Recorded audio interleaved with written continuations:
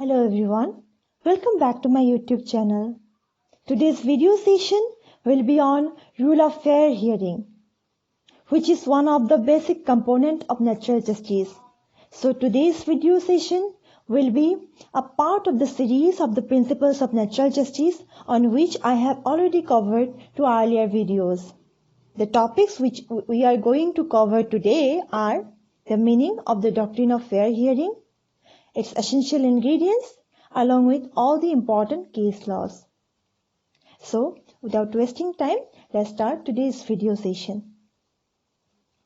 So, for the meaning of the doctrine of rule of fair hearing is concerned, rule of fair hearing, often described by a famous Latin maxim called Audi Alteram Partem. Audi Alteram Partem means to hear the other side, or no man should be condemned unheard. So basically it implies that before passing any order against any person, the person concerned must be provided with adequate information as to the charges against him and also with a reasonable opportunity to defend himself. So, this doctrine of Audi Alteram Partem or rule of fair hearing aims at ensuring fair hearing. A hearing contains numbers of stages and each and every stage should ensure with fairness. So that was all about the meaning of the rule of fair hearing. Now come to its essential ingredients.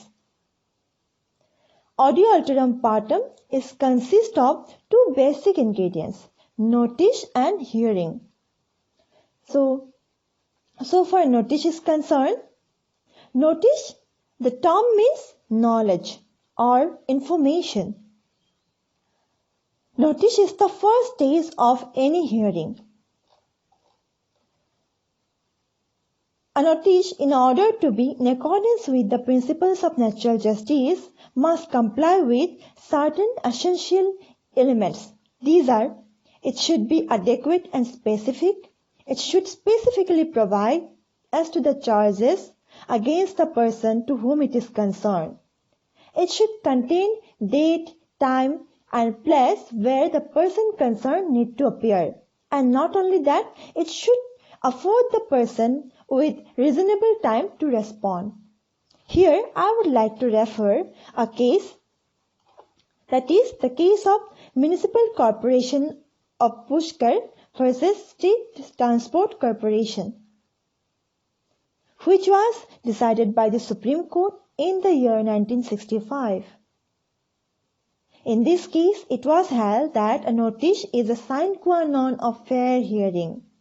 That is, a notice is indispensable for a fair hearing. An order passed without giving notice is against the principles of natural justice and hence void ab initio. Come to the second essential ingredient of fair hearing, that is a hearing. So being law students, we all acquainted with the term hearing. A hearing basically means a court process, the proceedings before a court or any other adjudicatory body or officers.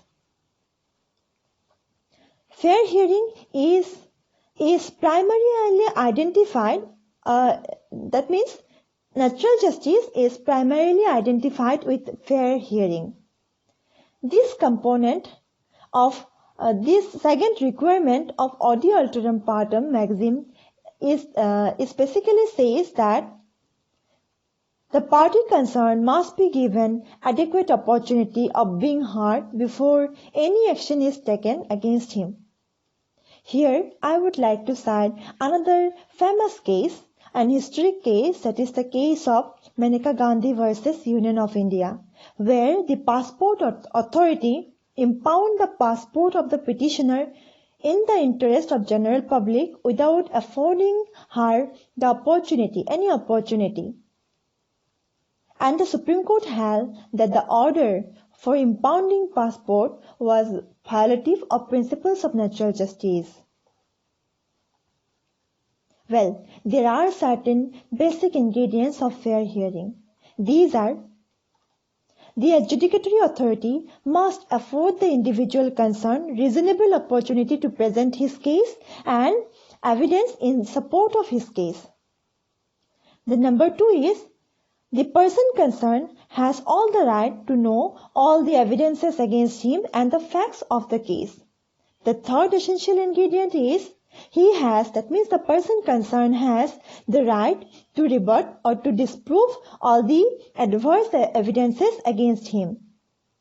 And the fourth essential condition is that if there is any inquiry committee, if any inquiry committee is set up to inquire into the matter, the report of the committee, that means a copy of the report of the committee, is to be provided to the person concerned.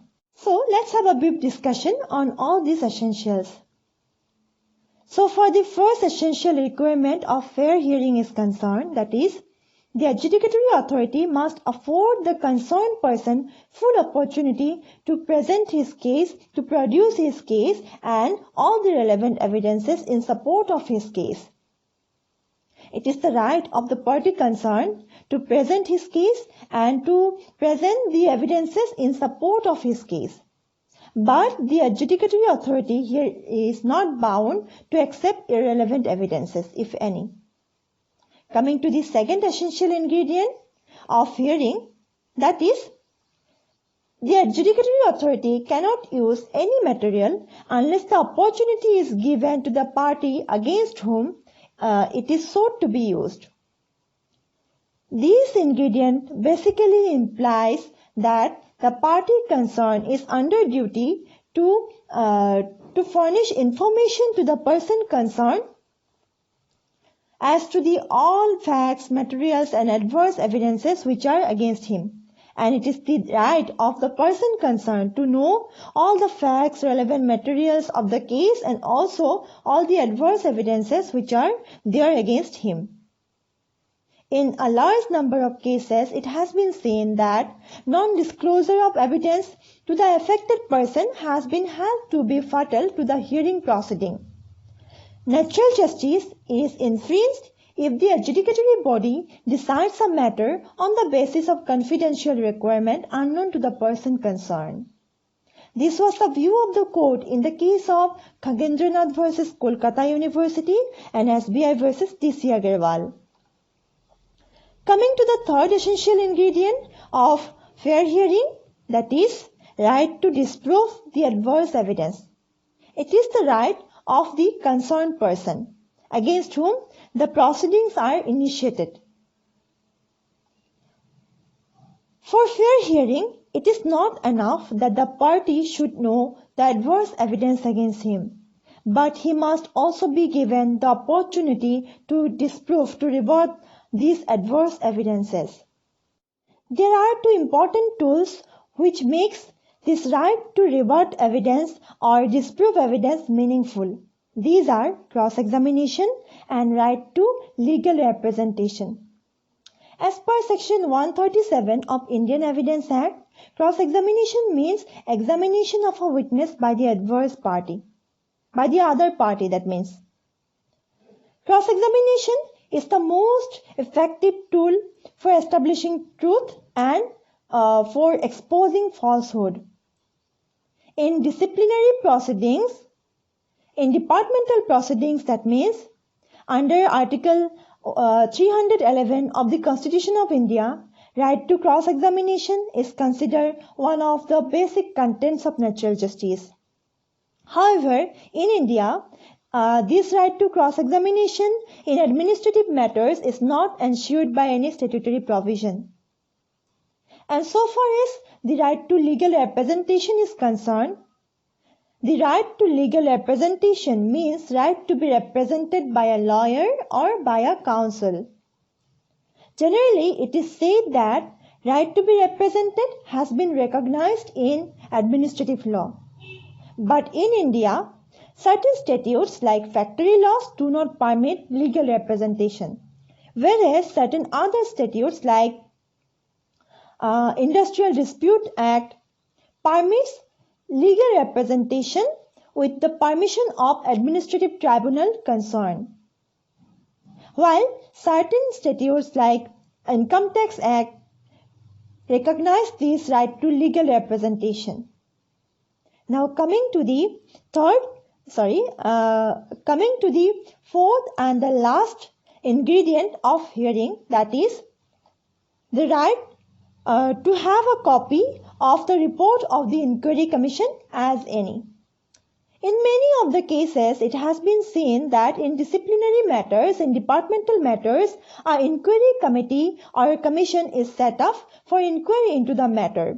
And on the basis of the report of the committee, the authority takes action.